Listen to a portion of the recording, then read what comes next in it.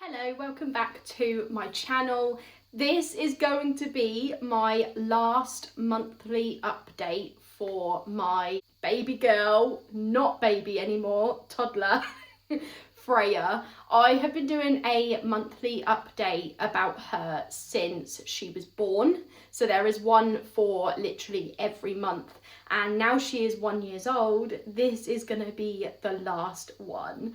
I actually can't believe it, but I'm going to do it in the exact same order as I've done all of the other videos. Starting with Freya's sleep. So it is exactly the same in that she is still having 2 naps a day. I did try to cut it down to 1 nap after lunchtime, but she is still very much tired in the morning. So she is still having a morning nap at around 9 o'clock, and then she's having an afternoon nap at around 2 o'clock.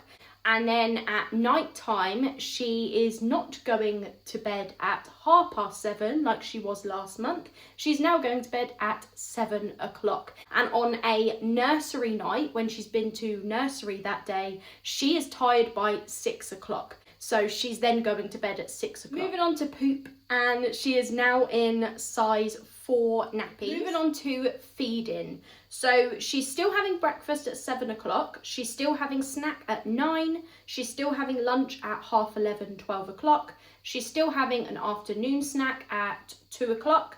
And she's still having dinner at 5:30. At night, she is no longer having a baby bottle because she is 1 year old. And she is also no longer having formula because she is 1 year old. We have tried to offer her cow's milk in her straw cup, but she will not drink it. We tried warming it up, she would still not drink it. When it comes to her dinner, she is kind of fussy. She eats a big breakfast and she eats a very big lunch. I'm talking cream cheese sandwich, a pack of Pombears or Skips, a yogurt, fruit, it could be strawberries, kiwi, orange. But when it comes to a hot meal, she has zero interest. Unless it's spaghetti bolognese, spaghetti hoops, she's kind of just going off of a hot meal. She used to eat the sausage casserole when we blended it up, and she used to eat the sausage and mash when we blended it up. But now she's gone off those as well. She's just a cold, picky, finger food kind of girly. She doesn't really want a hot meal. And it's the same at nursery. She won't eat their lunch because it's a hot meal lunch. She might have half at the most,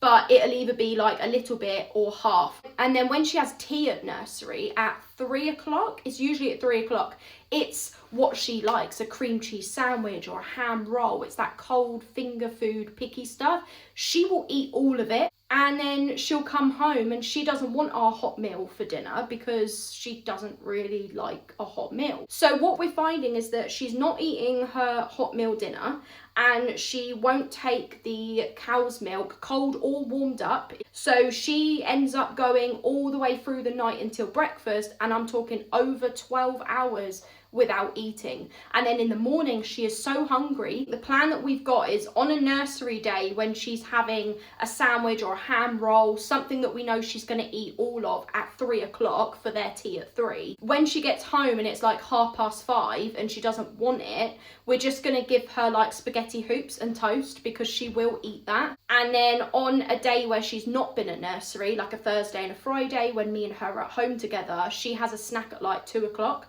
So she will be hungry at 5:30, but we're going to give her a spaghetti bolognese because we know that she will eat that.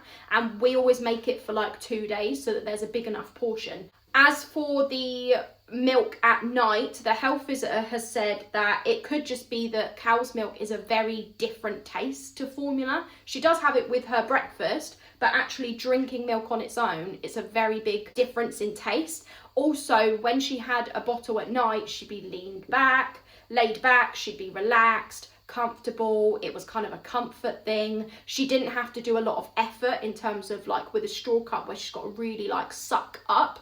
It kind of just gets poured in and guzzled down. There's not a lot of effort to it.